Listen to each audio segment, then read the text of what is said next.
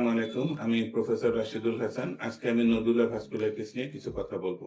Nodular vasculitis একটি তুলনামূলক rare disease, যেটাকে আমরা বলি তুলনামূলকভাবে আমরা কম পেয়ে থাকি, কিন্তু মাঝে মাঝে অনেক পেশেন্ট পাওয়া যায় থাকে। আমি আমার একজন পেশেন্টের হিস্ট্রি নিয়ে আজকে আলোচনা করব। আমার একজন পেশেন্ট সুদূর সিরাজগঞ্জ থেকে ঢাকায় আমার চেম্বারে এসেছেন।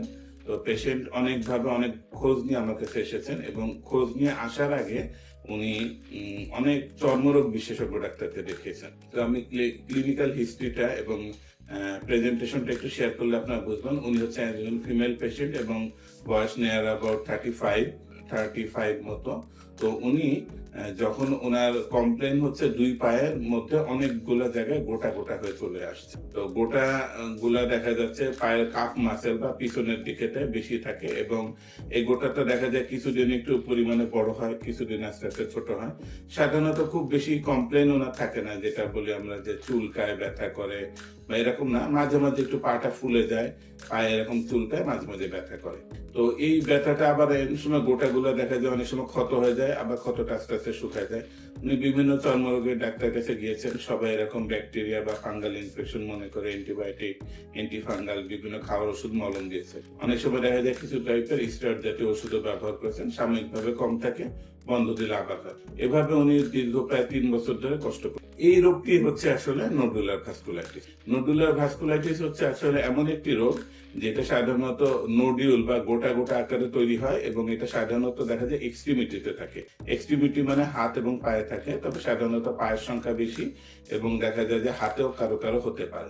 এটা সাধারণত মহিলাদের বেশি হয়, এবং বলা যায় 30 থেকে 60 বছরের মেয়েদের সাধারণত বেশি হয়ে থাকে। কমপ্লেনটা তো আমি আগে বললাম, অ্যাসিমটোমেটিকও থাকতে পারে, অনেক সময় কিছুটা হালকা ব্যথা বা চুলকানি থাকতে পারে, এবং অনেক সময় আলসার হতে পারে, অনেক সময় এটা রেডনেস বা ইরিটেমাটাস হতে পারে।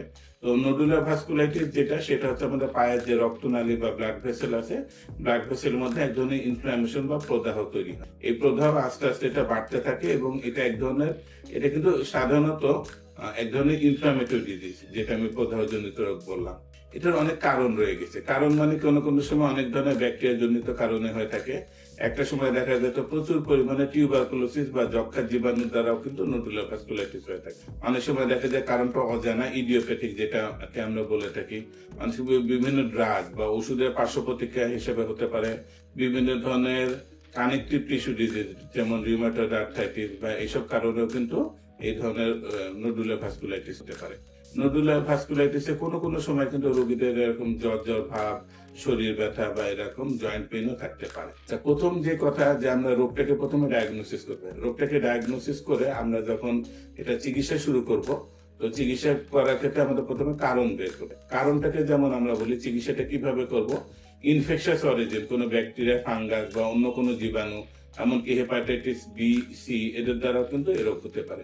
তো এরকম ইনফেকশাস অরিজিন যখন আমরা রুল আউট করতে পারবো, তখন আমরা চিকিৎসা শুরু করব কি, সাধারণত দেখা যায় বিভিন্ন ধরনের স্টেরয়েড দিয়ে চিকিৎসা করলে এটা ভালো রেজাল্ট পাওয়া যায়। অনেক সময় বিভিন্ন ধরনের ডিজিজ মডিফাইং ড্রাগ দিয়ে চিকিৎসা করা যায়। অনেক সময় দেখা যায় যে পটাশিয়াম আয়োডাইড দিয়ে চিকিৎসা করা যায়। অনেক সময় নিউয়ার চিকিৎসাতে বিভিন্ন ধরনের দেখা যায় বায়োলজিক দিয়ে চিকিৎসা করা যায়, জ্যাক ইনহিবিটর দিয়ে চিকিৎসা করা যায়।